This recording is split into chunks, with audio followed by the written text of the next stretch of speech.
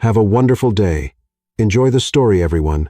The dart hit the bullseye with a satisfying thunk, right between the eyes of the photo hanging on the wall. Ethan Caldwell, 32, billionaire and CEO of Caldwell Enterprises, didn't even look up from his computer screen. He was used to it. Every Monday morning, his assistant, Sophia Bennett, practiced her dart-throwing skills on his portrait. Thunk! Another dart landed perfectly in the middle of his photographed forehead. "Good morning, Sophie," he said without turning around. "Good morning, boss," she replied, adjusting her aim for the next shot. "Your coffee is on the desk. No sugar, just like your personality." Ethan smiled. 3 years working together, and Sophia was the only person who dared speak to him that way. She was also the only one he couldn't intimidate or fire. She was too good at what she did. Meeting canceled at 3, she continued. "Your brother Lucas called, said he needs to talk to you urgently." "Let me guess. Gambling, probably." The door burst open violently. Lucas, younger brother and eternal problem, rushed in, locking the door behind him. "Ethan, dude, I messed up." Sophia sighed. "What a surprise." "Sophie, darling, this isn't the time for sarcasm. With you, it's always time for sarcasm." "Lucas." Ethan finally turned around. "What did you do this time?" Lucas threw himself into the armchair, sweating. "Remember that rich Russian guy, Dmitry Ivanov? The one who collects weird human experiences?" "No." "Well, I met him in Las Vegas. And you bet something you shouldn't have bet." Sophia completed. 40% of the company. Complete silence. Ethan blinked slowly. "You gambled almost half of Caldwell Enterprises. I had an incredible streak." "Lucas, calm down." He made a counteroffer. Lucas raised his hands. "He'll cancel the debt if you agree to participate in one of his social experiments." Ethan crossed his arms. "What kind of experiment? You have to get married." "No." "To someone you hate?" "Definitely not. For 6 months. Not a chance." Lucas pointed at Sophia. "And you already have the perfect candidate." Sophia almost dropped her coffee. "Me? Think about it," Lucas said quickly. "You two have hated each other for 3 years. You're always arguing. It's perfect. Ivanov wants to prove that enemies can fall in love. You pretend for 6 months, get divorced, and everyone's happy." "I'm not marrying him," Sophia protested. "Neither am I marrying her," Ethan added. "Sophie, you hate me, right?" Lucas asked. "Obviously." "Ethan, you can't stand her either. She's annoying." "Perfect. See how you agree on everything?" Sophia and Ethan looked at each other, realizing they really did agree on hating each other. "How much?" Sophia asked suddenly. "What do you mean?" Ethan frowned. "How much would you pay me to do this crazy thing?" Ethan thought, if he didn't do this, he'd lose the company. $100,000 a month. Lambe. Ibaiwusher. 200, or forget it. Deal. They shook hands, both trying to show firmness. "Wonderful." Lucas clapped his hands. "There's just one small detail." "What?" they asked together. "The wedding has to be today. Ivanov arrives at 6 p.m. to meet the bride." Sophia looked at her watch. "It's 11 m. 7 hours. Ethan calculated. "Enough time." "Enough time for what?" "I don't even have a dress. We'll figure it out." Sophia stared at him. "You're really willing to marry me just to save your company?" Ethan stared back. "And you're willing to marry me for $200,000? "Yes." "Then yes." They continued staring at each other like two cowboys before a duel. "Great." Lucas smiled with relief. "I'll arrange everything. You just need to try not to kill each other before 6. And so began the strangest deal in New York. A marriage between two enemies who had no idea they were about to discover that the line between hate and love is much thinner than they imagined. Absolutely not. Sophia stood in front of the floor-length mirror at Bergdorf Goodman, wearing a puffy white dress that made her look like a cream puff with arms. Ethan sat in the corner chair, checking his phone. "It's just for 1 day, Sophie. Pick something. Easy for you to say. You just had to put on a suit you already owned. This is Armani. I don't care if it's made of gold. I look ridiculous." The sales associate, Eleanor, approached with another dress. "Perhaps this one, miss. It's more subtle." Sophia disappeared into the dressing room. Ethan glanced at his watch. 2:30 p.m. 3.5 hours until Ivanov arrived. "So," Sophia called from behind the curtain, "how exactly do we explain our sudden romance to a guy who studies human behavior for fun?" "We don't. We just act like a couple. Have you seen us together? We argue about everything. Then we'll say we're passionate." Sophia emerged wearing a simple, elegant dress that actually looked beautiful on her. For a moment, Ethan forgot to breathe. Better? She asked. Much better. He cleared his throat. We should probably discuss our story. Our story? How we fell in love when we started dating. That sort of thing. Sophia sat down across from him. Right. When did we supposedly start dating? Last month. We kept it secret because of company policy. And how did it happen? Ethan thought for a moment. You were working late. I brought you dinner. We talked. Really talked for the first time in 3 years. That's actually believable. I know. I'm good at this. Don't let it go to your head. Eleanor returned with paperwork. Will this be cash or card? Card, Ethan said, pulling out his black American Express. That's not necessary. Sophia protested. I can pay for my own dress. You're doing me a favor. I'm paying for the dress. I'm not a charity case. Ethan, I never said you were. They stared at each other across the small seating area. You know, Eleanor said carefully, most couples don't argue about who pays for the wedding dress. We're not most couples. Sophia and Ethan said simultaneously. Eleanor smiled. I can see that. You'll make an interesting pair. 30 minutes later, they were in Ethan's Tesla, heading to City Hall for the marriage license. So, Sophia said, adjusting her seatbelt, what are your rules for this arrangement? Rules? Yeah, like, do we live together? How much physical contact is acceptable? What about other people? Ethan hadn't thought about the practical aspects. We'll figure it out as we go. That's not very businesslike of you. This isn't exactly a normal business arrangement. No kidding. They pulled up to City Hall. The building was busy with typical Monday afternoon chaos. People rushing in and out. Couples with flowers. Families with cameras. You know, Sophia said as they walked up the steps. 6 months ago, if someone had told me I'd be getting married to you, I would have laughed. Same here. And now I'm wondering if I should have negotiated a better deal with Ivanov. Sophia punched his arm. Rude. You hit me. You deserved it. We're not even married yet, and you're already violent. Get used to it. Despite himself, Ethan smiled. Maybe this wouldn't be as terrible as he thought. Inside City Hall, they filled out the marriage license application. The clerk, a woman in her 50s with kind eyes, looked over their paperwork. First marriage for both of you? Yes, they answered. How long have you been together? Sophia and Ethan looked at each other. A month, Sophia said. 6 weeks, Ethan said at the same time. The clerk raised an eyebrow. Which is it? 6 weeks, Sophia corrected quickly. It feels like a month because we're so happy, right? Ethan added. Time flies when you're happy. The clerk smiled. Young love. Well, everything looks good. You can pick up your license tomorrow morning. They walked back to the car in silence. That was smooth. Sophia said sarcastically. You're the one who said a month. You said 6 weeks. 6 weeks is more believable. Since when? Since always. They got in the car, still arguing. You know what? Sophia said, buckling her seatbelt. For this to work, we need to actually practice being a couple. Practice? Yeah, like hold hands, look at each other without glaring, maybe even be nice. Ethan considered this. You're right. We need to be convincing. So, starting now, we're madly in love. Starting now. They looked at each other. Sophia smiled. Ethan smiled back. This is weird, Sophia said. Very weird, Ethan agreed. But we can do this, right? We can do this. They shook hands again, sealing their commitment to the strangest business deal of their lives. Neither of them noticed that Sophia's smile had been completely genuine, or that Ethan had held onto her hand a little longer than necessary. Dmitry Ivanov was not what Sophia had expected. Instead of an intimidating Russian oligarch, a tall, thin man in his 60s walked into Ethan's office at exactly 6 p.m. He wore a simple gray suit and had the most curious eyes Sophia had ever seen, like a scientist studying fascinating specimens. Mr. Caldwell, Dmitry said in perfect English with barely a hint of an accent, and this must be the lovely bride. Ethan stood up, his hand automatically finding Sophia's waist. Dmitry, meet Sophia Bennett, my fiancée. Fiancée. Dmitry's eyebrows shot up, but Lucas said, You were already married. Sophia and Ethan froze. They'd been so focused on getting the marriage license, they'd forgotten about the actual ceremony. Ethan started. We had a small ceremony this afternoon. Sophia jumped in smoothly. Just the two of us.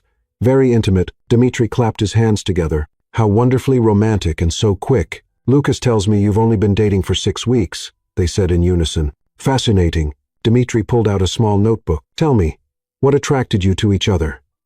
Ethan and Sophia looked at each other. They hadn't prepared for this. Her intelligence, Ethan said finally. His dedication, Sophia added. Dmitri scribbled something down. And when did you realize you were in love? Another long pause. Last Tuesday, Sophia said. Last Wednesday, Ethan said simultaneously. Dmitri looked up from his notebook. Which day was it? Tuesday night, technically Wednesday morning, Ethan corrected quickly. We were working late on the Peterson account. It was about 2 a.m., Sophia continued, getting into the story. Ethan brought me coffee. And we just looked at each other. Really looked. And then Ethan said, I said, Sophia, I think I'm falling in love with you. And I said, good, because I'm already there. Dmitri wrote furiously. Beautiful. And your first kiss? Right there in the office, Ethan said, his voice getting warmer. Under the city lights, through the window. It was perfect, Sophia added, and for a moment, she almost believed it herself. Wonderful. Now, I must ask about your previous relationship. Lucas mentioned you used to argue constantly. Sophia laughed. That's exactly how we knew we cared about each other. You don't get that passionate about someone you don't care about. She's right, Ethan said, looking at Sophia with what almost seemed like genuine affection. All that arguing was just unresolved tension. Sexual tension? Dmitri asked bluntly. Emotional tension, Sophia corrected quickly, her cheeks turning pink. Of course, Dmitri smiled. Now, for my experiment to work, you must live together as a real married couple. No separate apartments, no pretending in public, but living apart. Complete immersion. That's not a problem, Ethan said slowly. Excellent. I'll check in with you monthly. Random visits, of course. We mustn't contaminate the experiment with preparation. After Dmitri left, Ethan and Sophia sat in silence for a full minute. Well, Sophia said finally, that was terrifying. He's definitely studying us like lab rats, and we have to live together. Yeah. Another pause. Your place or mine? Ethan asked. Yours is bigger. True. But you'll need to bring your things. How much stuff are we talking about? I mean, it's only 6 months. Enough to make it look real. Dmitri might show up any time. Sophia stood up. Okay. Let's go pack up my life. An hour later, they were in Sophia's small but cozy apartment in Brooklyn. Ethan looked around, taking in the colorful walls, the plants everywhere, the bookshelves crammed with novels. It's so different from your office personality, he said. What did you expect? Gray walls and filing cabinets? Kind of. Yeah, Sophia started packing her clothes. You know, we're going to need some ground rules for living together, such as bathroom schedule, kitchen privileges, personal space. Fine, you can have the guest bathroom. I'll use the master. How generous. I try. Sophia folded a sweater and looked at him. Ethan, can I ask you something? Sure. Why didn't you fire me?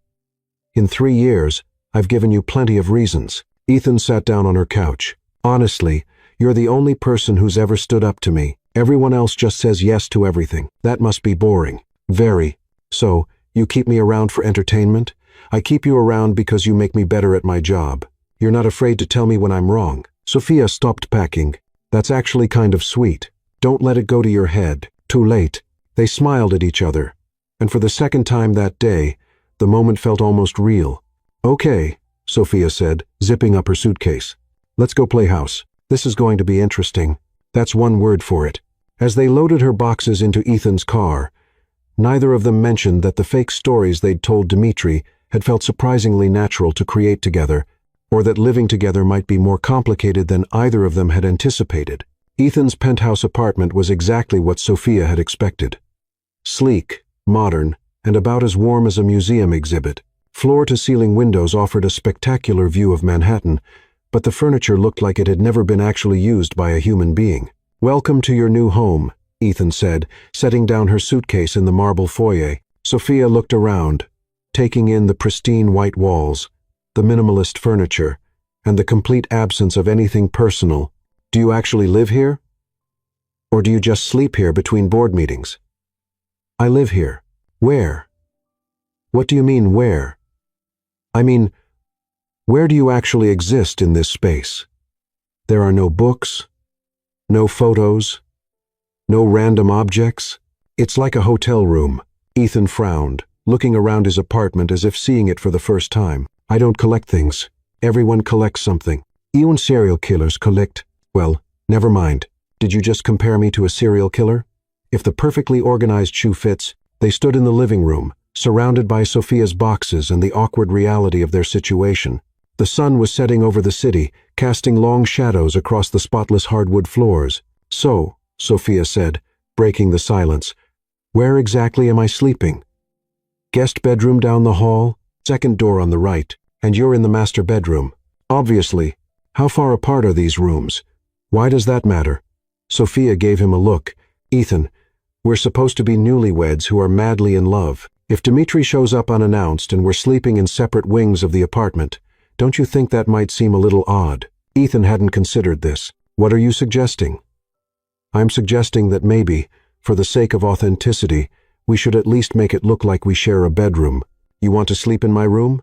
I want to make it our room, at least superficially.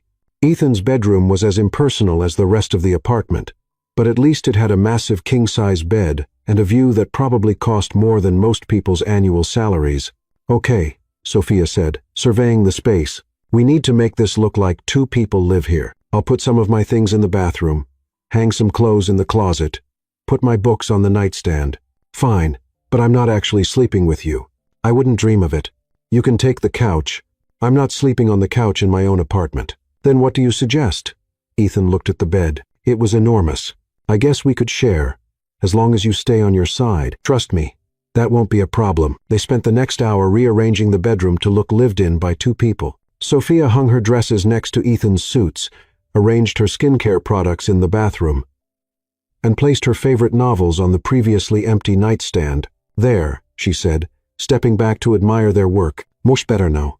It actually looks like humans live here. It looks different. Different good or different bad. Just different. They ordered Chinese takeout for dinner, eating it from the containers while sitting on Ethan's pristine white couch. So, Sophia said, using her chopsticks to grab some lo mein, tell me something about yourself that's not work-related. Why? Because if we're going to be married, I should probably know more about you than your coffee preference and your irrational hatred of Comic Sans font. My hatred of Comic Sans is completely rational. See? That's exactly what I'm talking about. What do you do for fun? Ethan thought about this longer than he should have. I work out. That's not fun. That's maintenance. What do you do when you want to relax? I work. Ethan, that's not healthy. It's worked fine for me so far. Has it? When was the last time you laughed? Really laughed? I laugh. At what? Your dart skills this morning were pretty amusing. Sophia nearly choked on her noodles. You think I'm bad at darts? You missed my nose completely on the 3rd throw. I was aiming for your forehead. Even worse, that's a much bigger target. Despite herself, Sophia laughed. You're terrible, so I've been told. They ate in comfortable silence for a while, watching the city lights twinkle below them. What about you? Ethan asked eventually. What about me? What do you do for fun? I read. I cook. I have friends I actually spend time with. Really? Don't sound so surprised. Some people have social lives. I have a social life. Business dinner don't count. Why not? Because you're working, not socializing. Ethan considered this. Maybe I should try having more fun. Maybe you should. At 10 p.m., they found themselves standing awkwardly outside Ethan's bedroom door. So, Sophia said, this is happening. We can handle this like adults, right? Adults. I'll use the bathroom first. Okay. 20 minutes later, Ethan emerged wearing pajama pants and a t-shirt. Sophia had never seen him in anything other than expensive suits, and the casual clothes made him look younger, less intimidating. Your turn, he said. Sophia disappeared into the bathroom with her toiletry bag, returning in sleep shorts and an oversized Columbia University t-shirt. Her hair was down for the first time Ethan could remember, falling in soft waves around her shoulders. Nice shirt, he said. Thanks. I actually went there. MBA, literature. Seriously, you sound surprised. I just didn't know you studied literature. There's a lot you don't know about me. They approached the bed like it might explode. Left side or right side?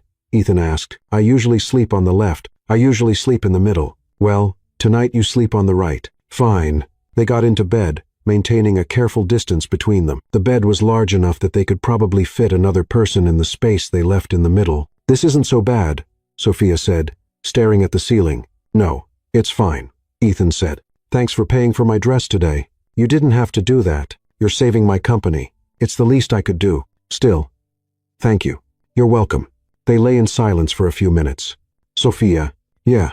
Why did you agree to this? Really? Sophia turned to look at him in the dim light coming through the windows. Honestly, the money is part of it. But mostly I was curious. Curious about what? About whether Dimitri's theory might actually be true. Whether two people who think they hate each other might actually not. Ethan turned to look at her too. What if he's right? What if he's wrong? Then we collect our divorce papers and go back to throwing darts at each other. Sounds like a plan. They turned away from each other, settling into their respective sides of the bed. Good night, husband, Sophia said softly. Good night, wife. Neither of them mentioned that the conversation had felt more intimate than either of them had expected, or that sleeping in the same bed felt surprisingly natural. As Sophia drifted off to sleep, she could hear Ethan's steady breathing beside her and found it oddly comforting. Ethan, meanwhile, was acutely aware of the light floral scent of Sophia's shampoo and the way she curled up on her side like a cat. It was going to be a very long 6 months. But maybe, just maybe, not in the way either of them had anticipated, Sophia woke up to the smell of coffee and bacon, which was strange because she lived alone and never cooked breakfast. Then she remembered she didn't live alone anymore, and this wasn't her apartment.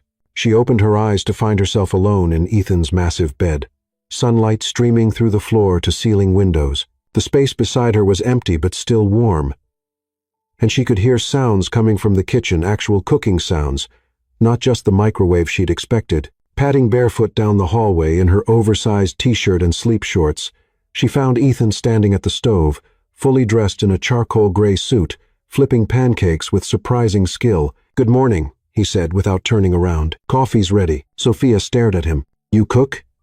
I cook breakfast. Everything else? Not so much. But you're wearing a suit. I have a breakfast meeting at 8. Thought I'd make you something before I left. You made me breakfast. Ethan finally turned around, taking in her sleep-mussed hair and the way her t-shirt had slipped off one shoulder. For a moment, he forgot what he was going to say. I figured married people probably do that, he said finally. Make each other breakfast. Sophia couldn't hide her smile. That's very thoughtful. Don't read too much into it. I was making myself food anyway. But when she sat down at the kitchen island, Ethan placed a plate in front of her with perfectly golden pancakes, crispy bacon, and fresh strawberries arranged in a way that suggested he'd definitely put more effort into her plate than his own. These are really good, she said after the first bite. My grandmother's recipe. You had a grandmother who cooked? Shocking. I know, not everyone in my family was born wearing a suit. Sophia laughed. Tell me about her.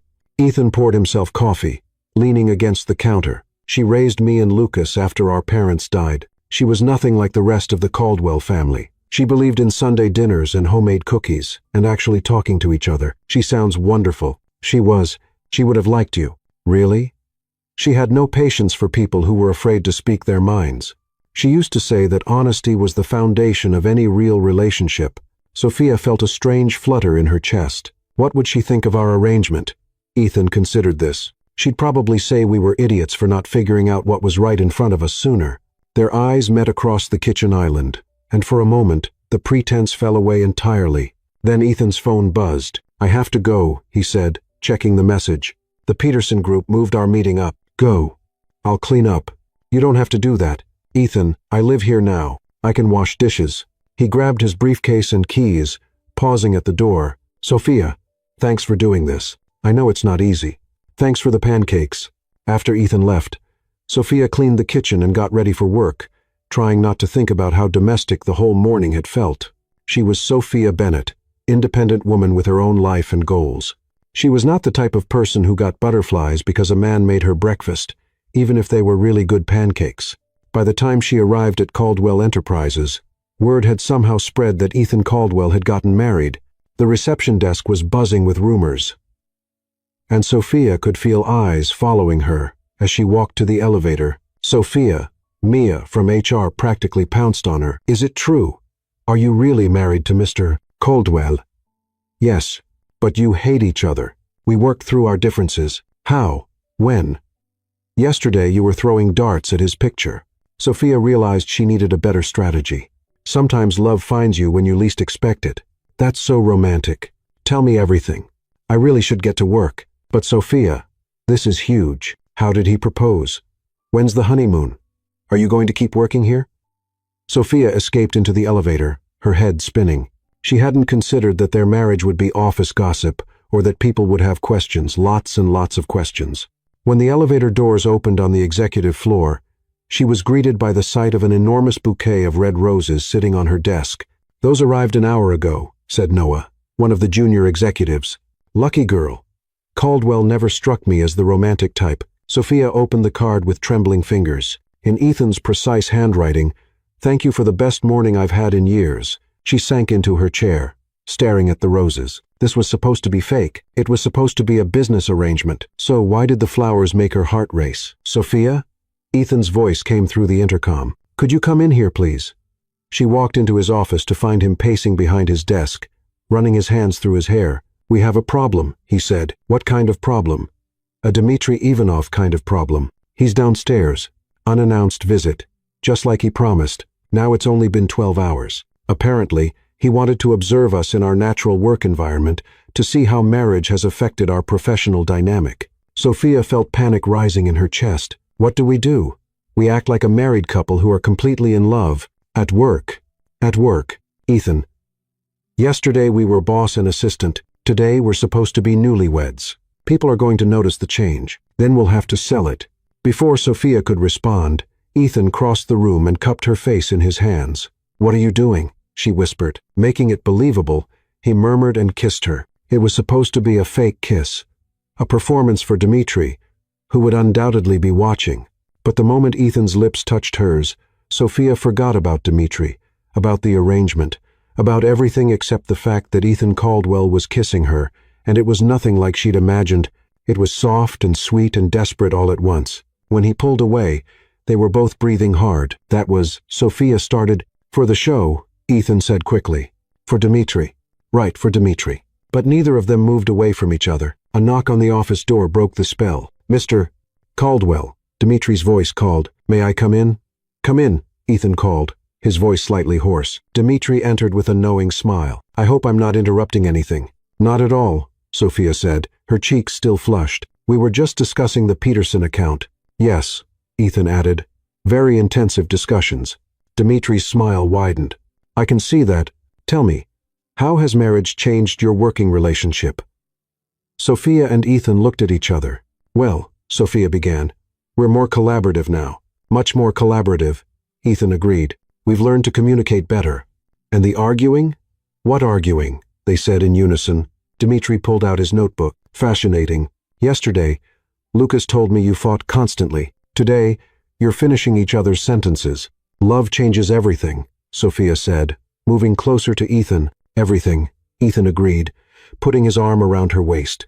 Dmitry spent the next hour observing them work together, taking notes on everything from how they passed documents to each other carefully, with lingering touches to how they discussed project details in low, intimate voices. Even when talking about budget reports, Sophia found herself leaning into Ethan's shoulder while reviewing contracts. Ethan found excuses to brush his fingers against hers when handing her files. They shared secret smiles and inside jokes that felt surprisingly natural. "Remarkable," Dmitry murmured, scribbling furiously. "The transformation is quite dramatic." "What transformation?" Ethan asked. "Yesterday, according to my research, you two barely tolerated each other. Today, you're exhibiting classic signs of a bonded pair. Synchronized body language, increased physical contact, shared attention, focus. We've always worked well together," Sophia said. "We just express it differently now." "Indeed. Tell me, how do you resolve conflicts now?" Ethan and Sophia exchanged glances. "We talk," Ethan said slowly. "We listen to each other," Sophia added. "We find compromise," they said together. Dmitry looked delighted. "And last night, how was your first night as a married couple?" Sophia blushed furiously. "It was nice. Very nice," Ethan agreed, his voice dropping to an intimate murmur. "We talked for hours." "Really talked about what?" "Everything," Sophia said softly, looking at Ethan with what appeared to be genuine affection. "Our dreams, our fears, our hopes for the future." Ethan felt something twist in his chest, the way she was looking at him, the softness in her voice. It didn't feel like acting anymore. "Beautiful," Dmitry sighed. "Young love is quite remarkable to observe. I'll leave you to your work now." After Dmitri left, Ethan and Sophia stood in the middle of his office, suddenly aware that they were still standing very close together, Ethan's arm still around Sophia's waist. "That went well," Sophia said quietly. "Very well." Neither of them moved. "Ethan." "Yes." "The kiss. Was that really just for show?" Ethan looked down at her, at the way her eyes were searching his face, at the slight part of her lips that made him want to kiss her again. "Was it for you?" Before Sophia could answer, Ethan's phone rang, shattering the moment. "Caldwell Enterprises," he answered. Stepping away from Sophia, she watched him take the call, touching her lips where his had been moments before. Everything about this arrangement was getting more complicated by the hour. When Ethan finished his call, he found Sophia back at her desk, typing furiously and deliberately not looking at him. "Sophia?" "Yes, Mr. Caldwell." The formal address hit him like a slap. "We should probably talk about what happened." "Which part? The fake marriage, the fake emotions, or the fake kiss?" "Sophia." "I have the Morrison files ready for your review," she said crisply. Holding out a folder without looking up, Ethan took the folder, his fingers brushing hers. She didn't pull away, but she didn't look at him either. "For what it's worth," he said quietly, "it didn't feel fake to me." Sophia finally looked up, her eyes wide and vulnerable. "Ethan, I know this is complicated. I know we agreed this was just business, but what if? What if Dimitri's right? What if there's something here that we've been too stubborn to see?" Sophia stared at him for a long moment. Then her computer chimed with an email, breaking the spell. "The Peterson Group wants to move up their presentation," she said. "Back to business. You'll need to review those contracts by tomorrow." "Sophia, we need to talk about this." "No," she said firmly. "We need to keep this professional. This is a business arrangement. Remember, 6 months, then we go back to our normal lives. And if our normal lives aren't what we want anymore, then we'll deal with that in 6 months. Ethan wanted to argue, wanted to push the conversation, but something in Sophia's expression stopped him. She looked scared, and he realized that maybe she was feeling the same confusing mix of emotions he was. "Okay," he said finally. 6 months. 6 months. But as Sophia turned back to her computer, Ethan couldn't help but wonder if 6 months would be nearly enough time to figure out what was happening between them, or if it would be 6 months too long to pretend that what he was feeling was still fake. 3 weeks, 4 days, and approximately 16 hours. That's how long Sophia had been living with Ethan, pretending to be his wife. And she was slowly, methodically, completely losing her mind. Not because of the pretending itself. That part had become so disturbingly natural that it terrified her to her core. She and Ethan had developed a domestic rhythm so seamless and comfortable that it felt like they'd been married for decades instead of mere weeks. Every morning followed the same beautiful, torturous routine. He would wake up first, padding silently to the kitchen in his pajama pants and old Columbia t-shirt to start the coffee, timing it with scientific precision so it would be perfectly ready when she emerged from the shower, hair damp and curling around her shoulders, wearing one of his button-down shirts she'd borrowed on the second day and had somehow never managed to return.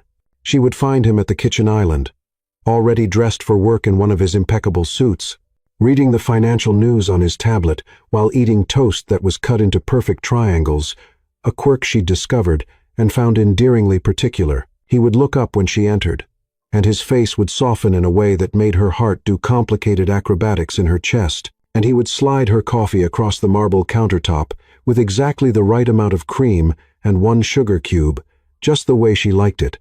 Even though she'd never specifically told him her preferences, the evenings were even worse for her sanity. She had taken over cooking dinner, initially as a practical necessity, but increasingly as an excuse to fill the sterile penthouse with the warm, homey smells of garlic and herbs and something that felt like the family life she'd always wanted, but never quite believed she'd have. Ethan would arrive home from whatever late meeting or conference call had kept him at the office and immediately seek her out, appearing in the kitchen doorway with his tie loosened and his sleeves rolled up, asking about her day with genuine interest, while she stirred risotto or chopped vegetables. They would eat together at the small table by the windows, talking about everything and nothing. Her opinions on the books she was reading, his thoughts on industry trends, debates about movies and politics, and whether they should get a plant for the living room corner that seemed too empty. He listened to her with the same focused attention he gave to board meetings, asking thoughtful questions and remembering details from conversations they'd had days earlier. After dinner, they would clean up together, another carefully choreographed dance that had developed organically. He would clear the table while she rinsed dishes, and inevitably, they would end up standing at the sink together, bumping shoulders and hips as they worked, the casual touches sending electricity through her skin that she tried desperately to ignore. The worst part was the bathroom routine they'd established. Every morning, they shared the massive master bathroom mirror while getting ready for work, and Sophia had to steel herself for the intimacy of it. Ethan shaving while she did her makeup, both of them moving around each other with unconscious familiarity. Him handing her bobby pins when her hair wouldn't cooperate, her straightening his tie when his hands were full of shaving cream. Sometimes she would catch their reflection in the mirror and be startled by how natural they looked together, how much like a real married couple going through their morning routine. Ethan would catch her looking and smile, and she would have to remind herself forcefully that it was all fake, all temporary, all just an elaborate performance that would end in 3 more months. But the most dangerous moments were the quiet ones late at night, when they lay in the massive bed with careful distance between them, talking in low voices about their days, their thoughts, their dreams for the future. Ethan had revealed himself to be surprisingly thoughtful and funny when he wasn't in CEO mode, making dry observations about their colleagues and clients that made her laugh until her sides hurt. He asked about her family, her childhood, her plans and aspirations that had nothing to do with Caldwell Enterprises. In return, she was learning about the man behind the intimidating executive persona. He told her about his grandmother who had raised him and Lucas, about his parents who had died when he was 16. About the pressure he felt to live up to the Caldwell family legacy. He admitted that he sometimes felt lonely in his success, isolated by wealth and power that created barriers between him and genuine human connection. These conversations felt more intimate than sharing a bed, more dangerous than any physical proximity. Sophia found herself looking forward to them all day, anticipating the moment when they would turn off the lights and Ethan's voice would become soft and warm in the darkness, when he would tell her things she was certain he'd never told anyone else. The problem was that none of it felt like pretending anymore. Every smile was genuine. Every laugh was real. Every casual touch sent lightning through her nervous system and made her want more. Sophia was head over heels in love with her fake husband, and she was becoming increasingly certain that he was falling just as hard for her, which made everything infinitely more complicated. Because what happened when 6 months were up and they were supposed to go back to being boss and assistant who could barely tolerate each other? How was she supposed to sit across from him in business meetings and pretend she didn't know how he looked when he first woke up, sleepy and disheveled and impossibly handsome? How was she supposed to take dictation and file reports and maintain professional distance when she knew the way he laughed at her terrible jokes, the way he unconsciously hummed while he cooked, the way he said her name like it was something precious? She was contemplating this personal disaster while reorganizing Ethan's project files. For the 4th time that morning, a nervous habit she'd developed when her thoughts became too tangled and overwhelming to bear. When Lucas burst into the office, looking uncharacteristically serious, his usual carefree demeanor replaced by something that looked suspiciously like panic, mixed with guilt. "We need to talk," he said without preamble, closing the door behind him and engaging the lock with a decisive click that suggested whatever conversation was coming would require complete privacy. "Good morning to you, too, Lucas," Sophia said, not looking up from her computer screen where she was pretending to be deeply absorbed in quarterly budget projections that she'd already reviewed 3 times. "Lovely day, isn't it? The weather's been absolutely beautiful lately. I was thinking about suggesting to Ethan that we take a walk in Central Park this weekend. Maybe have a picnic." "Cut the small talk, Sophia. Where's Ethan?" The sharpness in Lucas's voice made her look up from her screen. "Conference call with the Tokyo office. Some major crisis with the Nakamura account. Apparently, there's been a miscommunication about delivery schedules that's threatening the entire partnership. It'll be another hour at least. Possibly 2 if Mr. Prahner. Nakamura is feeling particularly difficult today." Lucas sat down heavily in the chair across from her desk, running both hands through his hair in a gesture so similar to Ethan's stress response that it was momentarily startling. The Caldwell brothers might have completely different personalities and approaches to life, but they shared certain mannerisms that spoke to their shared genetics and childhood. "Sophia, I need to tell you something about Dimitri's experiment. Something important that changes everything we thought we knew about this situation." Something in his tone urgent, worried, almost frightened, made Sophia minimize her computer screen and give him her full attention. Lucas was serious in a way she'd never seen before, his usual joking demeanor replaced by an expression that looked almost like guilt mixed with fear. "What about the experiment?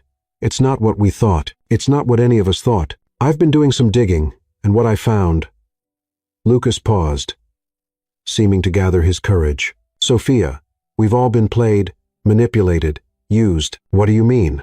Lucas pulled out his phone with hands that weren't quite steady and queued up a video file, angling the screen so she could see clearly. Dmitry Ivanov appeared on the screen, standing in what looked like a professional laboratory setting. White walls lined with complex charts and graphs, computer monitors displaying data, the unmistakable atmosphere of serious scientific research. Subject Observation Day 21. Dmitry's voice came through the phone speaker, his tone crisp and clinical, the warmth and eccentricity he displayed in person completely absent.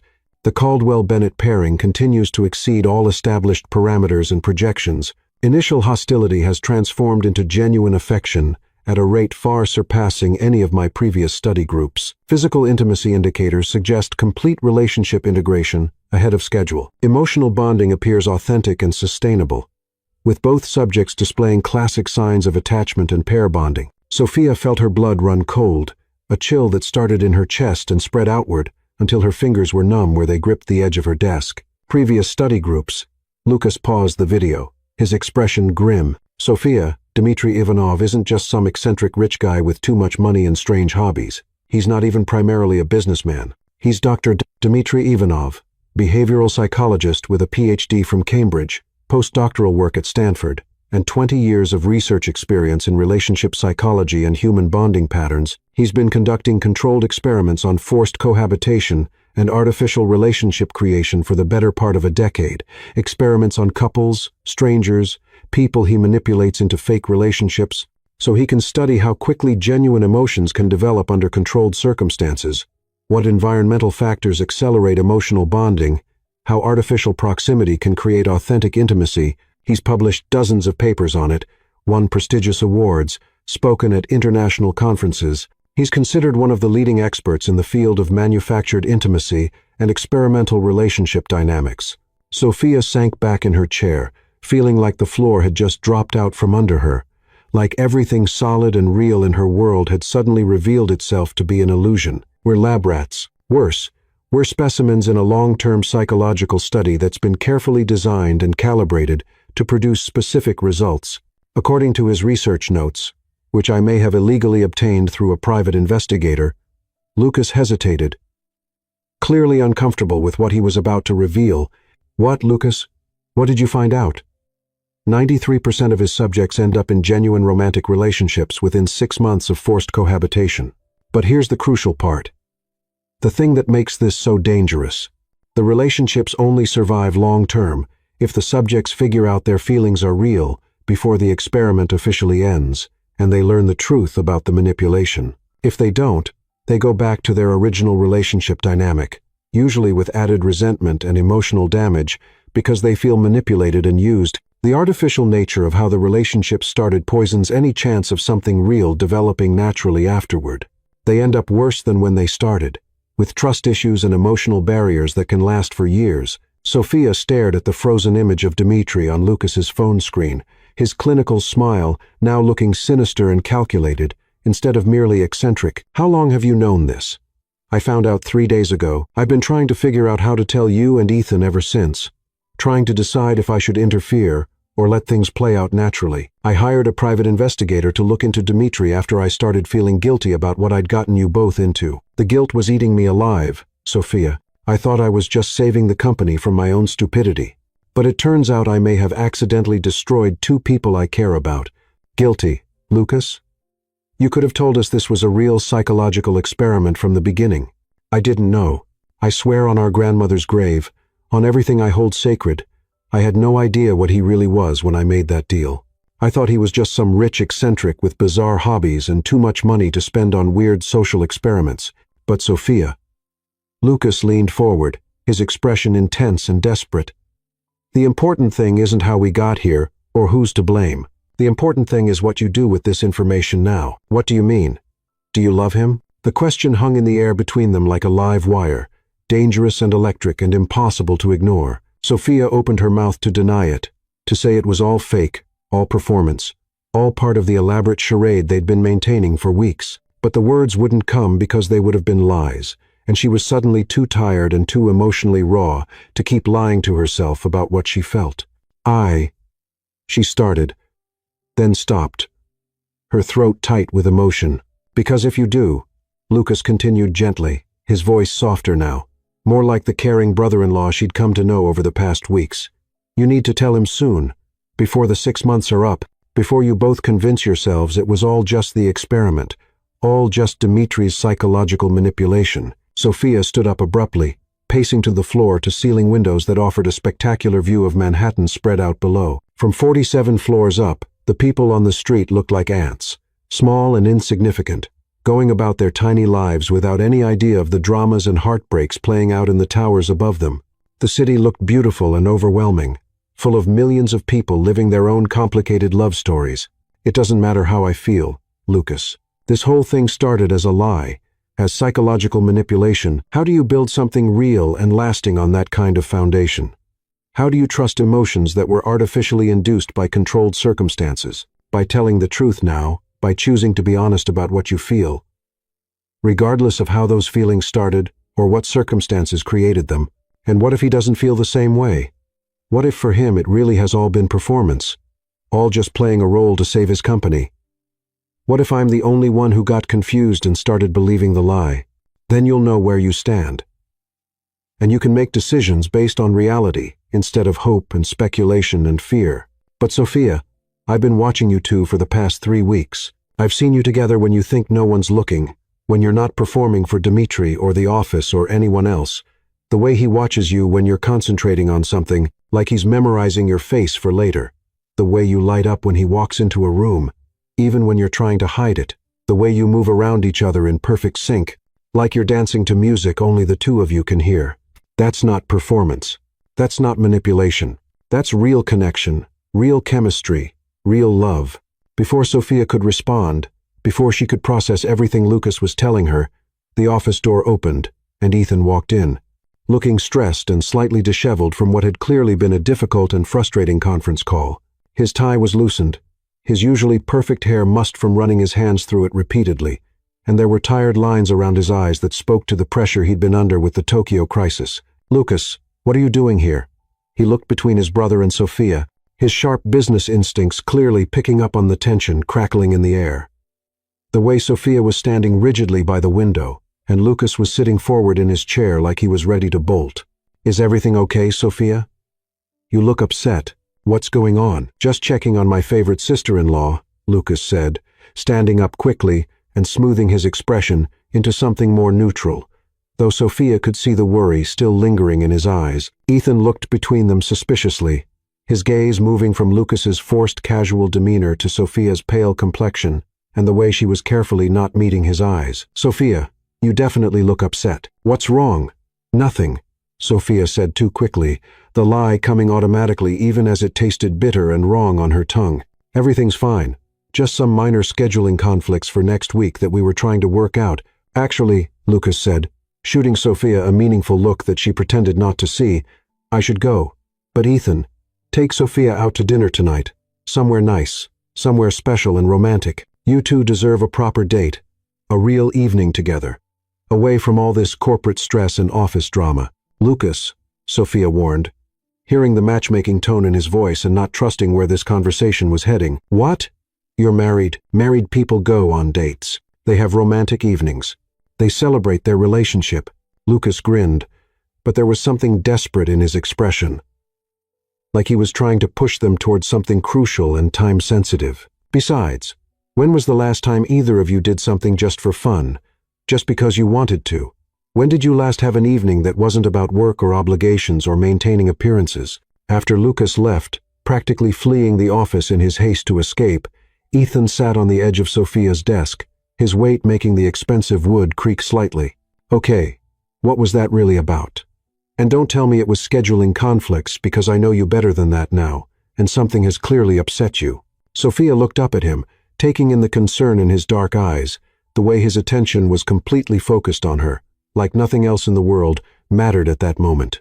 You know, Lucas, he likes to meddle in other people's lives, especially when he thinks he knows what's best for them. Sophia, you look like you've seen a ghost. Something has seriously upset you, and I want to know what it is.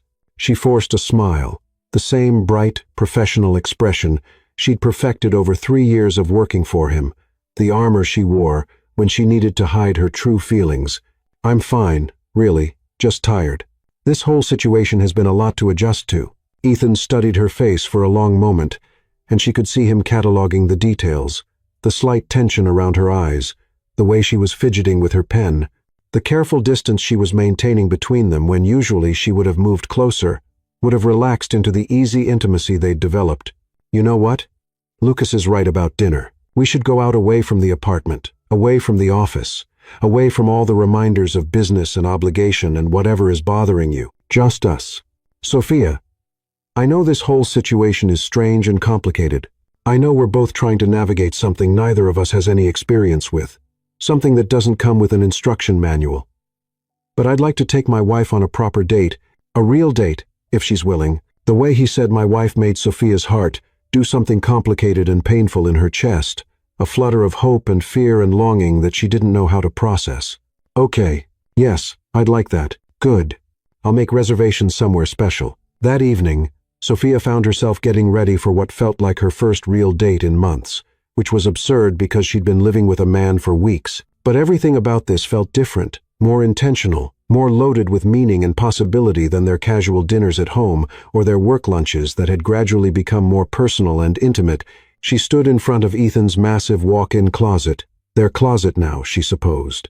Though the thought still felt strange and presumptuous trying to decide what to wear, her clothes looked small and colorful next to his rows of precisely organized suits, like wildflowers blooming between gray stone. She finally settled on a navy blue dress that Ethan had complimented once, spending extra time on her makeup and hair, trying not to think about Lucas's revelation about Dimitri's true purpose.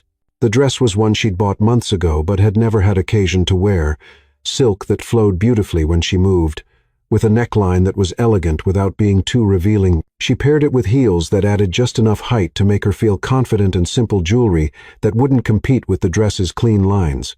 Ethan was waiting for her in the living room when she emerged, wearing a dark suit without a tie, the first button of his white shirt undone in a way that looked casually elegant. He looked more relaxed than she'd seen him since this whole arrangement began. Less like the intimidating CEO of Caldwell Enterprises and more like just Ethan, the man who made her coffee every morning and listened to her talk about books.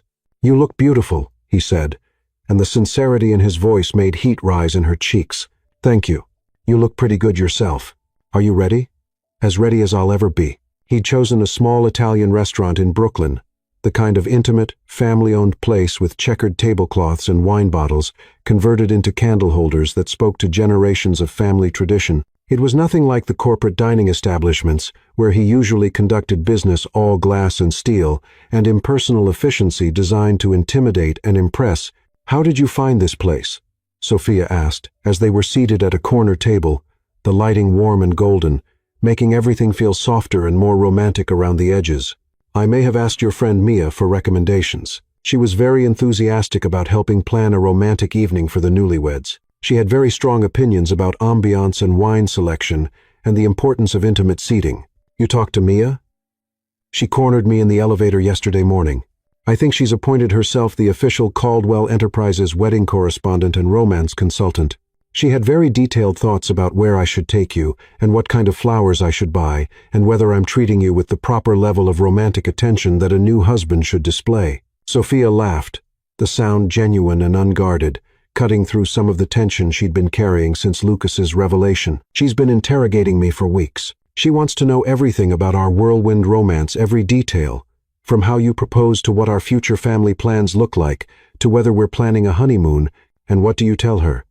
That love works in mysterious ways, and sometimes the person you're meant to be with is right in front of you, even when you don't realize it at first. Does it work in mysterious ways?" The question was loaded with meaning, and Sophia felt her carefully constructed emotional walls beginning to crumble under the weight of his steady gaze and the intimacy of the setting. "Ethan, can I ask you something? Anything? Do you ever wonder what would have happened if we'd met differently?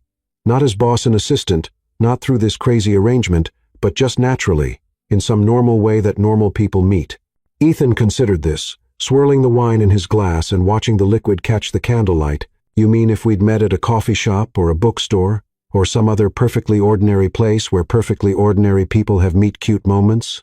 Something like that. Honestly, I think I would have been too intimidated to talk to you. Intimidated by me? Sophia, you're brilliant and funny and kind, and you're not impressed by money or power or any of the things that usually make people want to be around me. You see right through all the corporate armor and CEO persona to whatever's underneath, and you're not afraid to call me out when I'm being an idiot. If we'd met under normal circumstances, I probably would have assumed you were completely out of my league and never worked up the courage to approach you. That's ridiculous, is it? When was the last time you dated a guy like me? What do you mean, a guy like you? Workaholic, emotionally guarded, more comfortable in boardrooms than anywhere else. The kind of man who owns 15 identical suits and considers takeout Chinese food a home-cooked meal and hasn't been on a real vacation in 5 years. Sophia reached across the table and took his hand, feeling the warmth of his skin, the slight roughness of his palm that spoke to the fact that he hadn't always been wealthy, that he'd worked his way up from something more humble and hands-on. Ethan, you're not emotionally guarded. You're careful. There's a difference. You think so? I know so. You make me breakfast every morning, perfectly timed so it's ready when I'm ready. You bought me flowers just because you thought they would make me smile. You remember how I like my coffee, what books I'm reading, what kind of day I've had just by looking at my face when I walk through the door. You ask about my family, my dreams, my thoughts on everything from politics to art, to whether we should get a plant for that empty corner in the living room. Those aren't the actions of someone who's emotionally unavailable. Ethan turned his hand over, intertwining their fingers, and Sophia was struck by how perfectly they fit together, like puzzle pieces that had finally found their proper places after years of being scattered. You make me want to be better, he said quietly. Do you know that? Better how? More present, more human, more real. Before you moved in, I came home to that apartment every night and just existed until it was time to go back to work. I'd eat dinner standing up at the kitchen counter while checking emails on my phone. I'd fall asleep with my laptop on my chest, wake up with my neck aching from sleeping on the couch because I'd been too tired to make it to the bedroom. Now I look forward to coming home. I look forward to our conversations, to cooking together, to the way you've filled that sterile space with warmth and life and color. I look forward to just being with you. Sophia felt tears prick her eyes because everything he was saying matched exactly how she felt, the way her whole world had reorganized itself around their shared life without her quite realizing it was happening. Ethan, I know this is complicated. I know we started this for all the wrong reasons under completely artificial circumstances.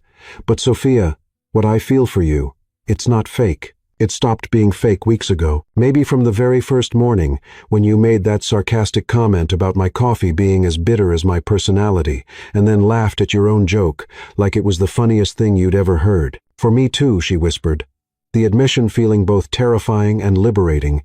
I think I was falling for you before I even realized it was happening. All those late nights at the office when you'd bring me dinner and ask if I was okay, or when you'd ask my opinion on deals even though you didn't have to.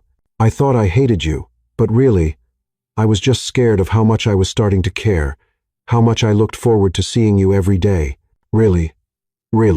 And then this whole arrangement gave us permission to stop fighting it, to explore what might happen if we stopped being so defensive and careful with each other. Ethan brought her hand to his lips, pressing a soft kiss to her knuckles that sent warmth shooting up her arm and straight to her heart. Dmitri might be a manipulative mastermind with his own agenda, but he's not wrong about one thing. What's that? Love really can bloom in the most unexpected places between the most unlikely people. Sophia's heart stopped because he'd said it, the word they'd been dancing around for weeks without quite daring to speak aloud. Love. Ethan realized what he'd said, his eyes widening slightly as the implications hit him. I did just say you love me. Yes, I think you did. And instead of answering with words, Sophia leaned across the table and kissed him. Soft and sweet and full of all the emotions she'd been holding back for weeks. It was different from their performance kisses, the ones they'd shared for Dimitri's benefit or when colleagues were watching. This one was just for them, honest and vulnerable and real. I love you, too, she whispered against his lips. When they broke apart, both of them were grinning like teenagers who just shared their first kiss. giddy with the relief of finally speaking the truth they'd both been carrying. "So," Ethan said, his voice slightly breathless, "what happens now? Now we stop pretending we're married and start actually being married. What about the 6-month agreement? What about Dimitri's experiment? What about it, Ethan? If you want to be with me because you love me, not because of some arrangement or psychological experiment, then the timeline doesn't matter. The circumstances that brought us together don't define what we choose to do now." Are you saying what I think you're saying?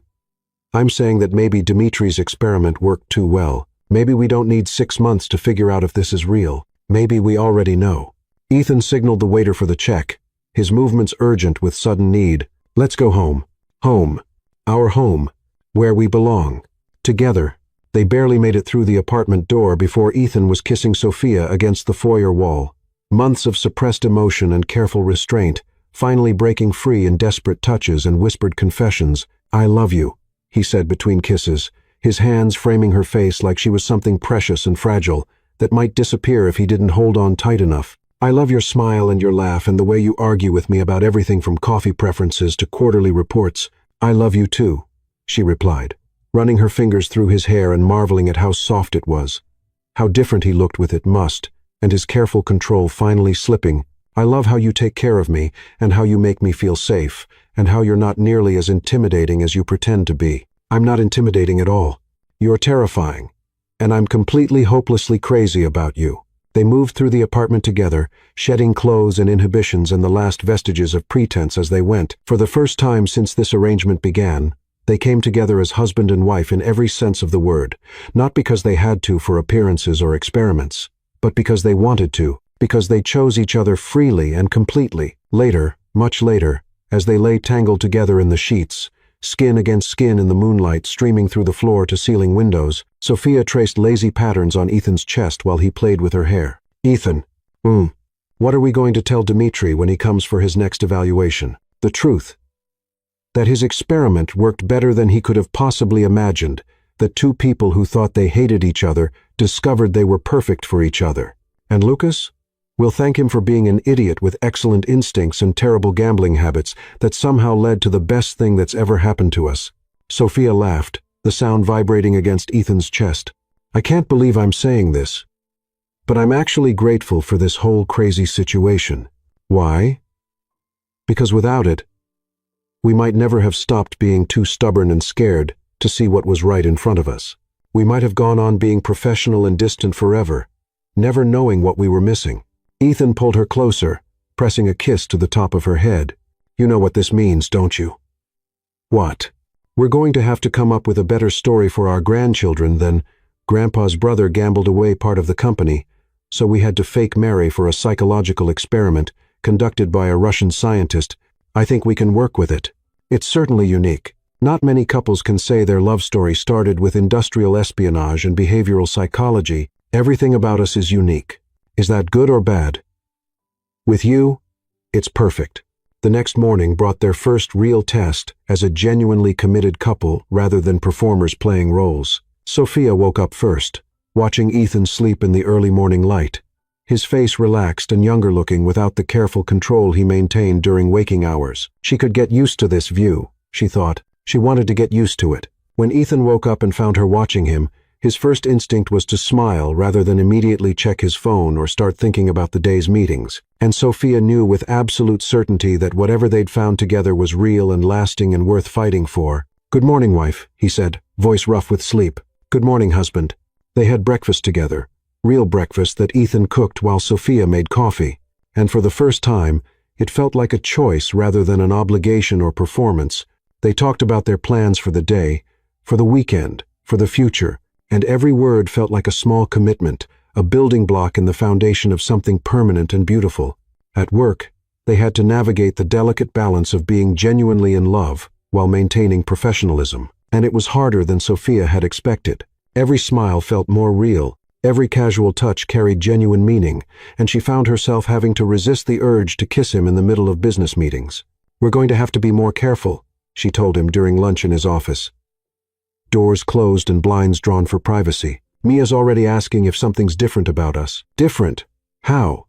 "She says we're glowing, both of us. Apparently, We look like people who are actually in love rather than people who are pretending to be in love for complicated business reasons. Is that bad?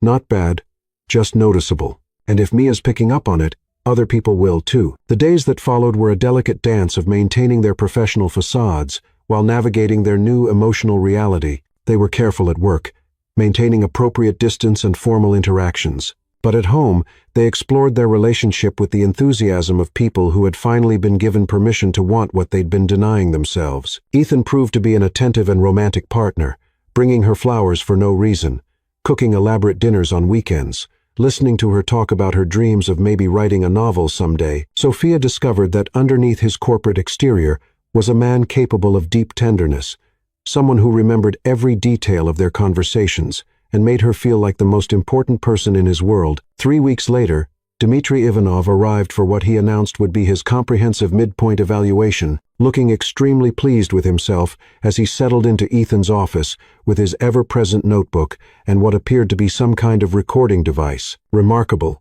he said, watching Ethan and Sophia work together with the easy synchronization of people completely in tune with each other. "Simply remarkable. The transformation has exceeded every parameter of my study, surpassed all my most optimistic projections." "What transformation?" Sophia asked, not looking up from the contract she was reviewing but smiling slightly at Ethan's quiet comment about the client's increasingly ridiculous demands. "The complete integration. You two have achieved what I would consider a perfect example of successful relationship synthesis under controlled conditions." Ethan and Sophia exchanged glances, the kind of wordless communication that had become second nature to them over the past weeks. "About that," Ethan said carefully, setting down his pen and giving Dmitry his full attention. "We need to discuss something with you." Dmitry's pen stopped moving across his notebook, and his expression shifted from pleased satisfaction to wary curiosity. "Oh? We know," Sophia said simply, her voice steady despite the racing of her heart. "About the study, the previous subjects, the psychological research, all of it." Dmitry's expression shifted completely, the genial, eccentric mask dropping to reveal the sharp intellect of a serious researcher. "You know, Lucas told us weeks ago he hired a private investigator and found out about your real background and research focus. And you're not angry about being manipulated? About being deceived and used as experimental subjects? Angry?" Ethan laughed, reaching over to take Sophia's hand without thinking about it, the gesture so natural now that he didn't even realize he was doing it. "Dmitry, you gave us permission to stop fighting what we both wanted, but were too stubborn and scared to pursue. If that's manipulation, we're grateful for it. Besides," Sophia added, squeezing Ethan's fingers and feeling the familiar warmth of his touch, "the results speak for themselves, don't they?" Dmitry looked between them, taking in the casual intimacy of their body language, the way Ethan's thumb automatically stroked across Sophia's knuckles, the way she leaned slightly toward him without seeming to realize she was doing it, the easy affection that radiated from both of them like warmth from a fire. "Indeed, they do," he said slowly, making detailed notes in his book. "Tell me, when did you realize your feelings were genuine rather than simply responses to the experimental conditions?" 3 weeks ago, they said simultaneously, then laughed at their perfect synchronization, the sound natural and unforced. At dinner, Sophia continued, her cheeks pink with the memory, "When we finally admitted that we'd fallen in love with each other, not with the idea of being married or the convenience of the arrangement, and you're confident these feelings will persist beyond the experimental timeline, that they're not simply the result of proximity and artificial intimacy." "Dmitry," Ethan said, his voice firm with conviction, "we're planning to spend the rest of our lives together. This isn't temporary anymore. This isn't part of your experiment. This is real, and it's ours." "Fascinating." Dmitry closed his notebook with a satisfied snap. "I believe my work here is done." "What does that mean for your research?" Sophia asked. "It means I have another extraordinarily successful case study in the power of forced proximity to break down artificial barriers between compatible individuals. You'll be featured prominently in my next paper. Anonymously, of course." "Is that what we were?" Ethan asked. "Compatible individuals with artificial barriers?" "My dear boy, you were two people who were absolutely perfect for each other, but too frightened and stubborn to admit it. All I did was create circumstances that made it impossible for you to keep lying to yourselves about what you wanted." After Dmitry left, promising to send them copies of any research papers they appeared in, Ethan pulled Sophia into his arms in the middle of his office, not caring who might see them through the glass walls. No regrets? He asked, echoing a conversation they'd had weeks earlier that felt like a lifetime ago. About which part? Agreeing to marry you, falling in love with you, or admitting that a crazy Russian psychologist was right about us all along? Any of it, all of it. Sophia smiled, reaching up to straighten his tie in a gesture that had become habitual and cherished. Not a single one. Only that it took us 3 years and a fake marriage to figure out what should have been obvious from the beginning. Well, we got there eventually. We did. And now?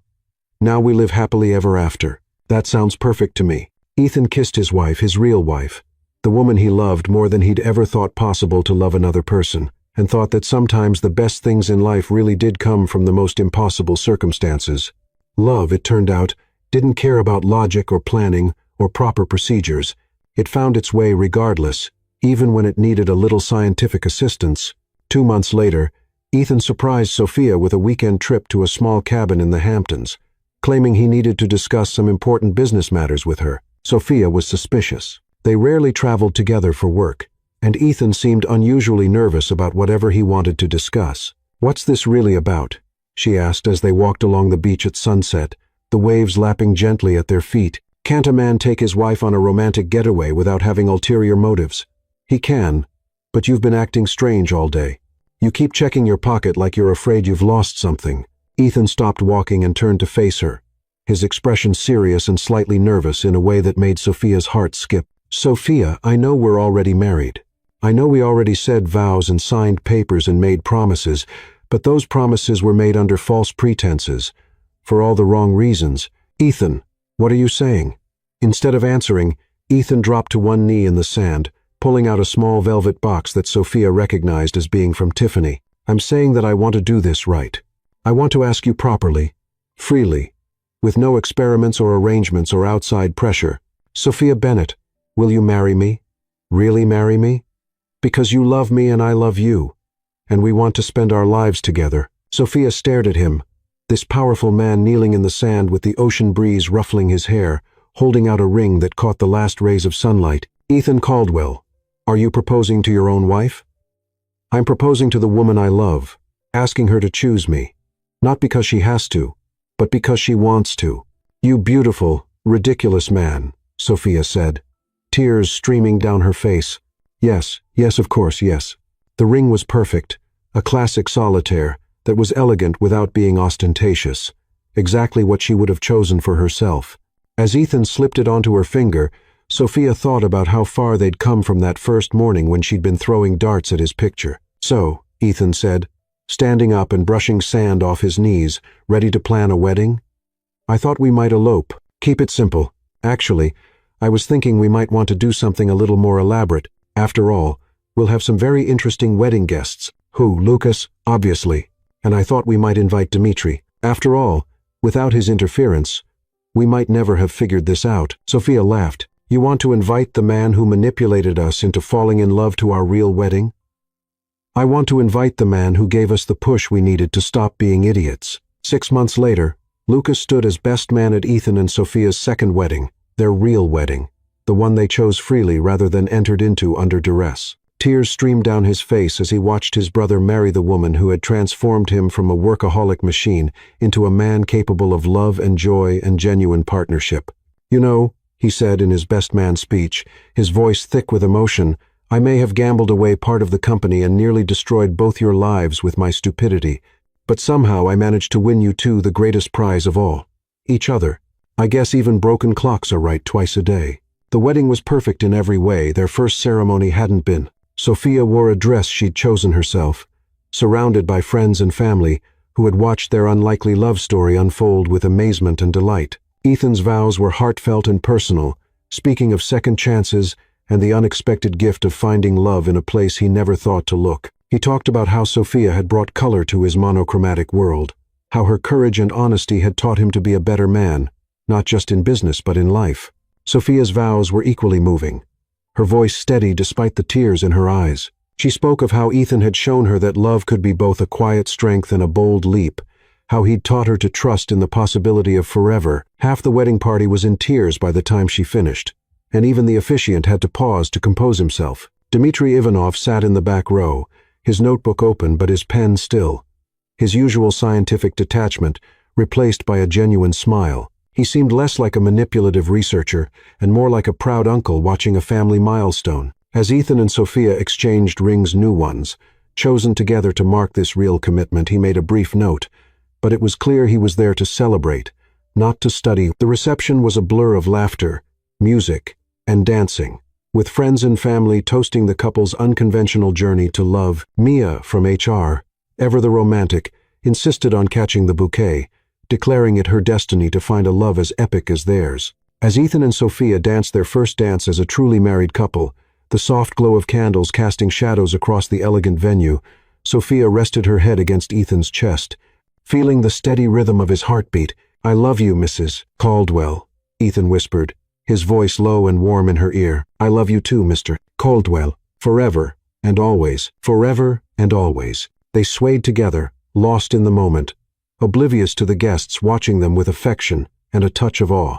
Lucas, wiping away another tear, raised a glass to them from across the room, mouthing, "You're welcome." Sophia caught his eye and laughed softly, shaking her head at his incorrigible pride in his accidental matchmaking. Later, as they sat together at the head table, sharing a slice of wedding cake, Sophia leaned over to Ethan. "Do you think we'd have ended up here without Dimitri's experiment? Without Lucas's reckless bet?" Ethan considered this, his fork pausing halfway to his mouth. "I'd like to think we would have. Maybe it would have taken longer. Maybe we'd have needed a different kind of push.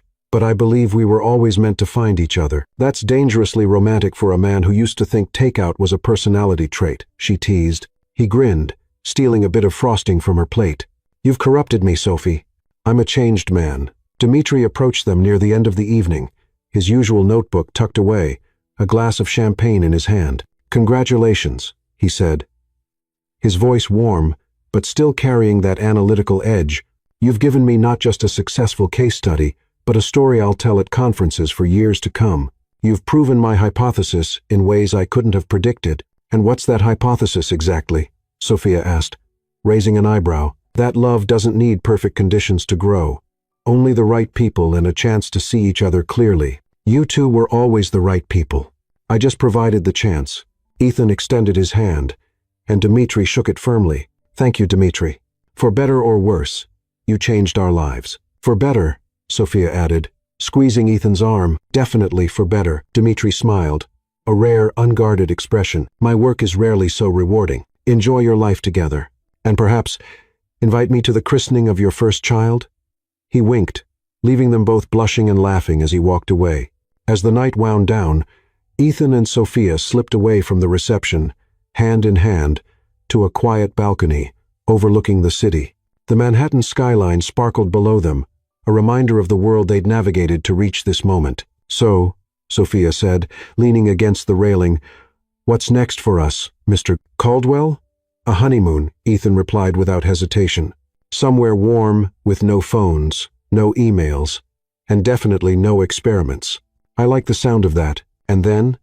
Then we build a life, together, a real one, with all the messy, wonderful things that come with it: arguments, laughter, maybe a plant for that empty corner in the living room." Sophia laughed, the sound bright and free. "A plant is a big commitment. Are you sure you're ready?" "With you, I'm ready for anything." They kissed under the stars, the city humming softly below them, and Sophia felt a certainty she'd never known before. This was no experiment, no arrangement, no pretense. This was love, real and unshakable, built on a foundation of choice and truth.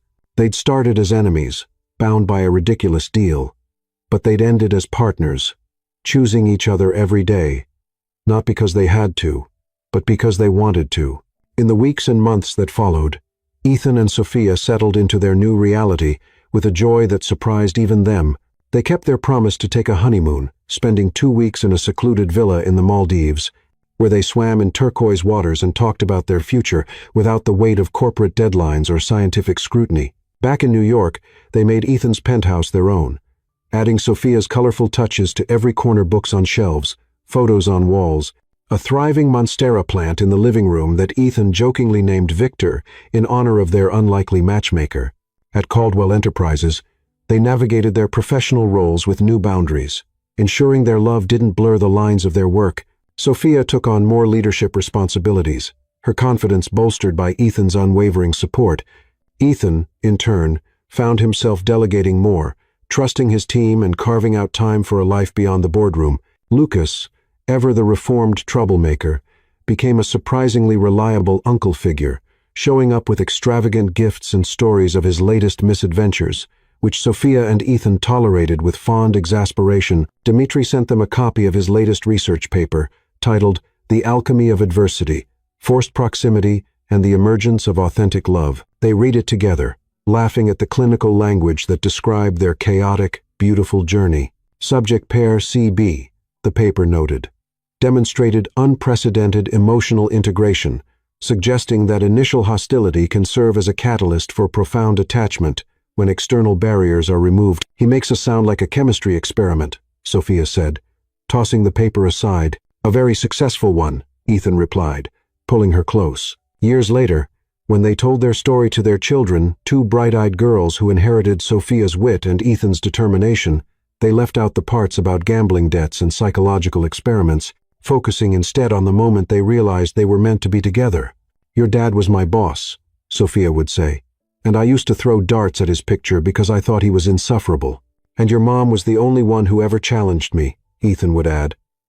Which is how I knew she was the one. The girls would giggle, asking for the story again and again, never tiring of the idea that love could start with a dartboard and end with forever. And in the quiet moments, when it was just the two of them, Sophia and Ethan would look at each other and marvel at how a single reckless bet and a mad scientist's experiment had led them to a life they'd never dared to dream of. Worth every dart, Sophia would say, and Ethan would kiss her, agreeing. Worth every risk. Their love, born in the unlikeliest of circumstances, had become their greatest adventure, proving that sometimes the heart finds its way not through logic or planning, but through the beautiful chaos of chance.